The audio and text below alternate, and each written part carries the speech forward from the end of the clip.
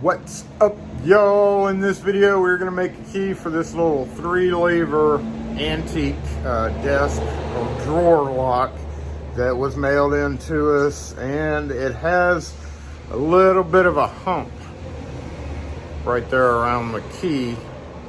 So there, see how it's sticking up right there? That is typically an indication of somebody trying to use the wrong key and it bends it out, so we have to fix that. Now right now we're kind of limited at this particular point in time with designs of keys, and almost all of them are the larger format, which works out well for this. So this customer actually had a choice of all these. None of the actual metal style keys like that would have worked. I probably could have made this one work, but it's pretty thin. The problem with these guys is they have this smaller diameter key hole, the hole where it goes over the post in the lock, and the brass ones are much larger and much more well made, because if you go through some of these, you see they're like off center, the holes like off center. It's just kind of sloppy casting of keys. However, the solid brass ones are usually all pretty uniform. They should be for the price, but the customer chose this guy, so let's make a key for it. All right, to start off with, we're gonna go ahead and fix this little issue there. You can see it's poking up a little bit. We're gonna try this with a gentle squeeze of this first to see if that'll just straighten it up. I don't know if this pair of pliers, they used pretty thick metal back in the day, so this may not be strong enough. Yeah, maybe. That parallel does not work for me. Hold on. It's not really hurting anything for it to be slightly bent, but worst case scenario is we come in and we build a little supporting platform to go under here with some type of object that's perfectly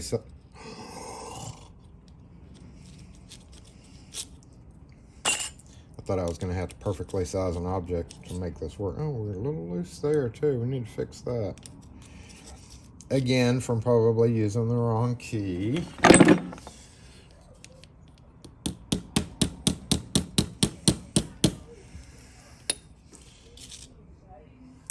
And did that tighten? No, that did not tighten that guy up.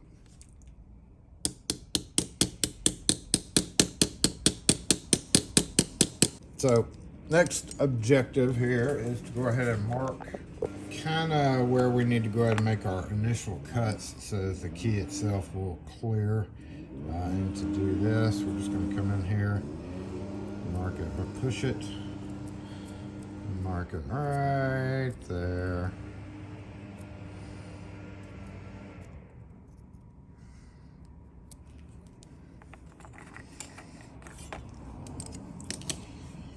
So we need to cut right up until that line. The line still needs to be visible when we're done. And the most common way to do this would be with a file. So we want to go ahead and just put this in, clamp it up, but we do need to protect this. I've got rough jaws. I've never really liked smooth jaws with vices. We'll just use a couple of strike plates for this task. Now, obviously you could make or build a jig of some kind, which again is never one of those things that I never really got around to doing, even though I do this all the time. I like to make it challenging for myself. Boom. Perfect. We'll just use this rough guy and then file it down to that line.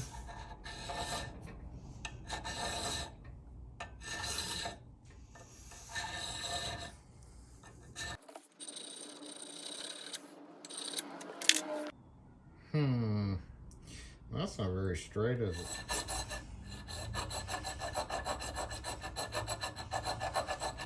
Okay. Let's see if that's enough. Since this one's 3 levers, you want to make sure that you are right on a perfect size, because you don't want the lever to get skipped. And once we wipe this off, it's kind of giving an optical illusion that it's cut wrong, but it should be right on it. Boom. All right, so now we need to determine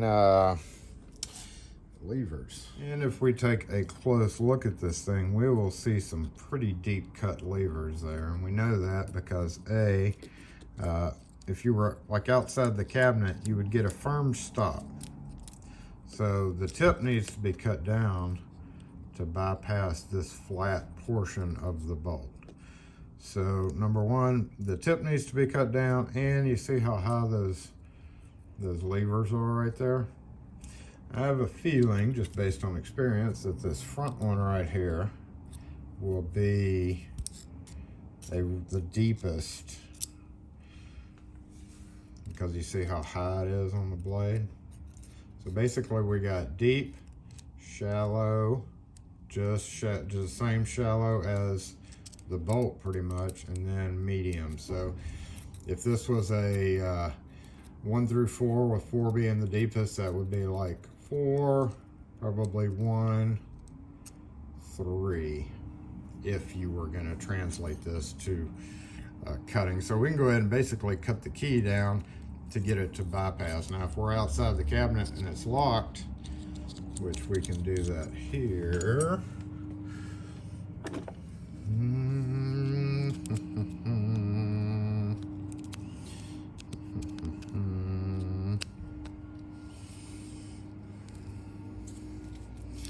Pushy the bolty out.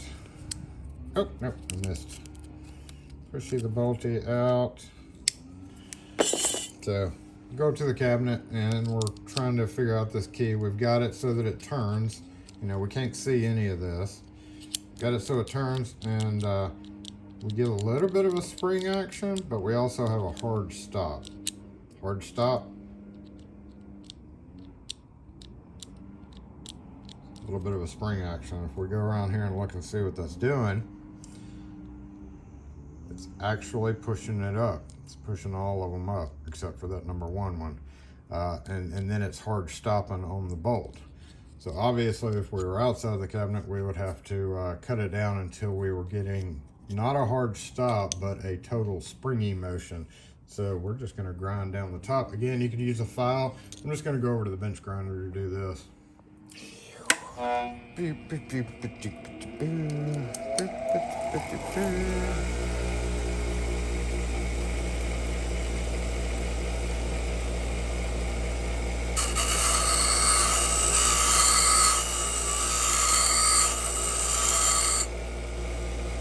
Little by little. Springy, hard stop.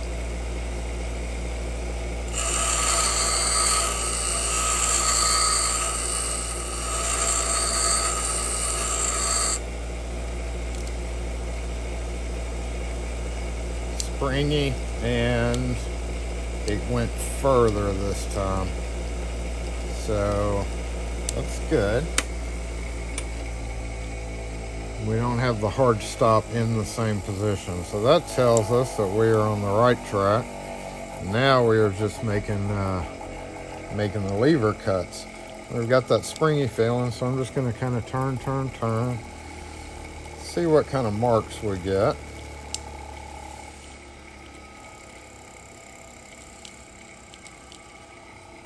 That's somebody's Nissan. Oh, look at that. It's a beautiful mark.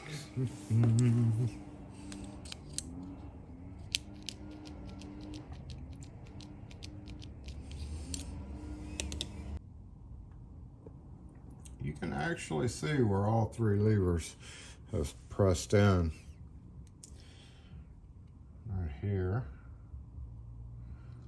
Right there very lightly, and then right here kind of heavy. So we already know that those 2 are pretty much the levers that we're going to go for. Now here's where a kit like this fella comes in real handy for locksmiths. It's a fairly expensive kit. I appreciate my Lock Force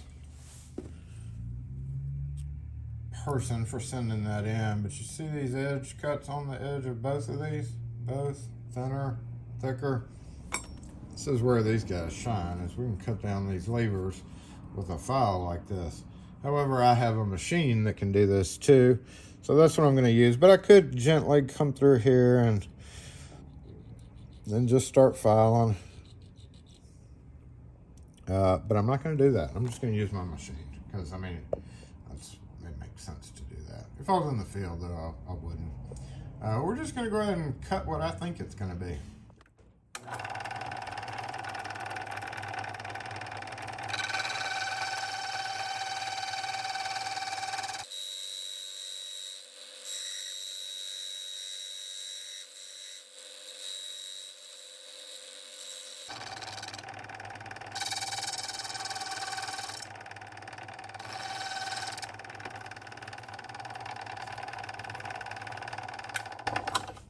Okay, so, and we're going to give this a little brush down.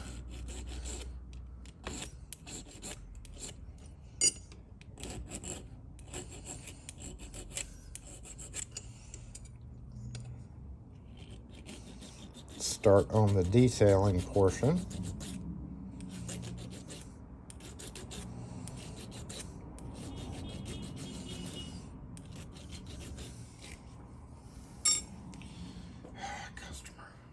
We had a customer come in, so what I was doing right before he came in was, because the wheel cuts it at a down slope, I have to just round off the other side to make it kind of even, so that's what I was doing right before he came in. So let me touch these up real quick.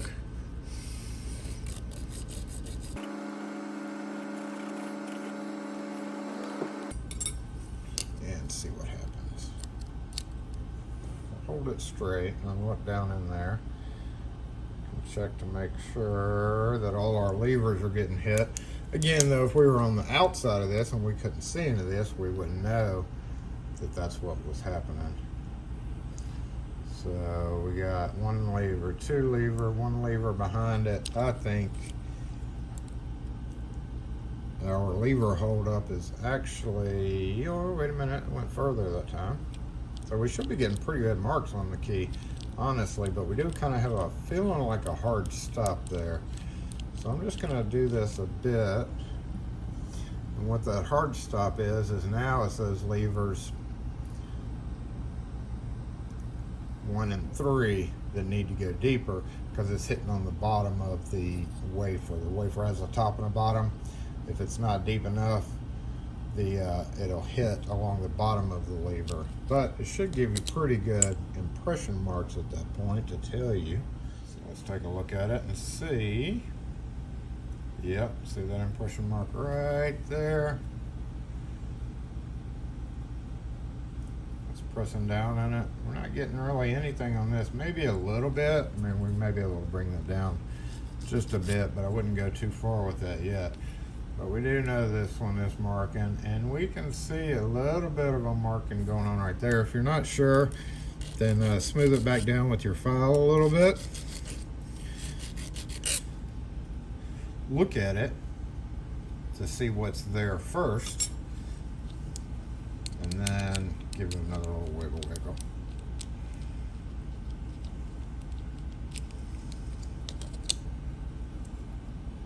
And there we go, we have a new mark there. So both of those need to go a little bit deeper. And just to save time, we are going to do the machine and not the file.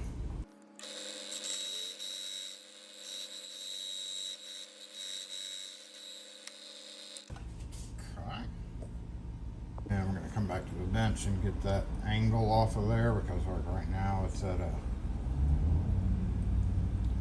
angle. So we need to file it down on the other side.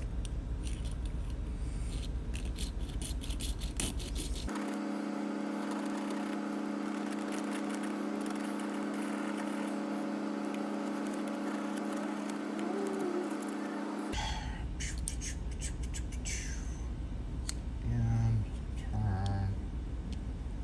Okay, I went even further this time, so we know we're right there at it. And we can actually feel the bolt moving a little bit. So if we look inside to see what's going on. can see that it's actually pushing up on those levers still, so they're still not quite deep enough. Look on that side, and we can see that's doing what it's supposed to be doing. Ah, there we go, much better. But we are really close, because we got movement in the bolt, which you can actually feel.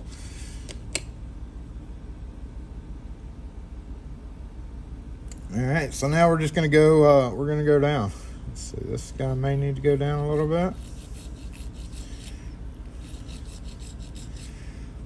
This guy needs to go down a little bit.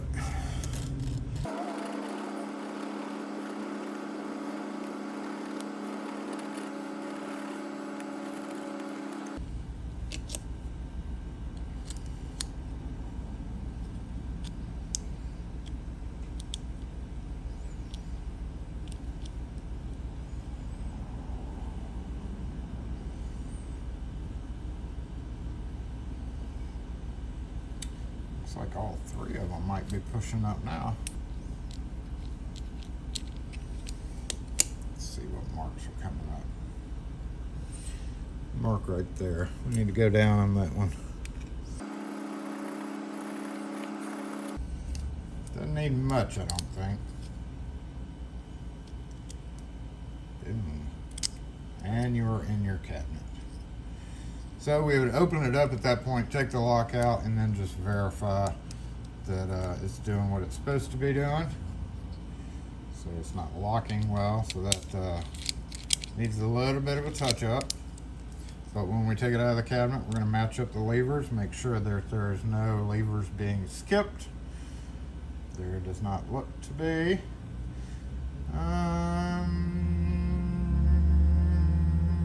Yep. So once we finish it off, it'll square out all of that.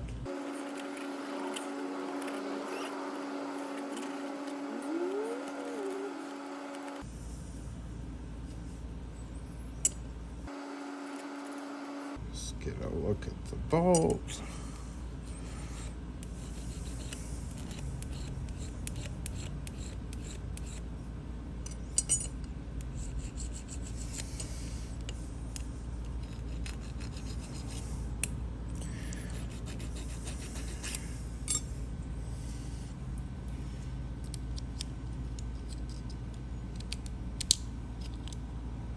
The bolt comes all the way out and retracts. So I think we are good. This still has a good connection, so I'm not overly concerned about that. Just give it a little tap tap.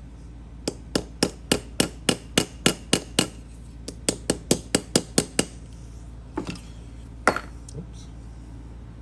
Yeah, there we go.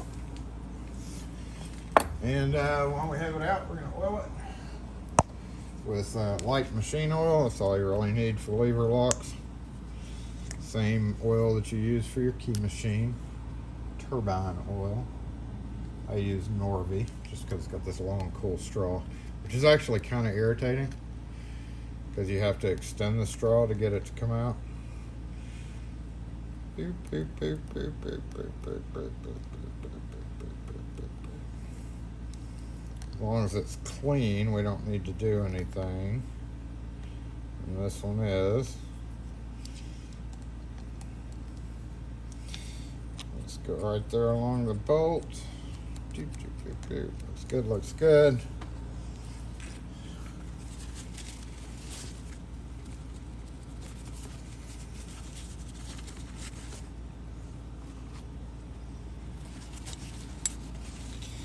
And cycle the key a few times to disperse the oil.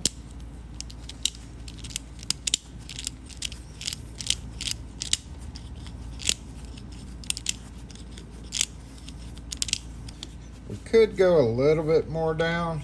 It's not going to hurt anything, so let me give it a few more swipes.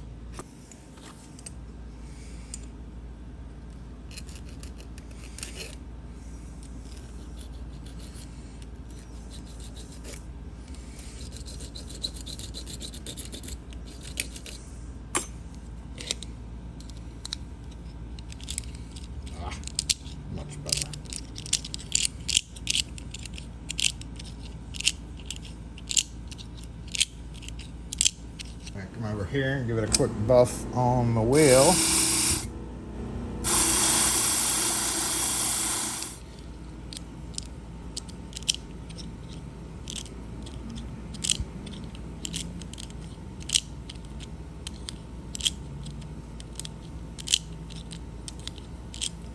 And all of the brass design keys, well, I shouldn't say all of them, but while I have them, get a solid brass key ring too at $1.25 value. Beep.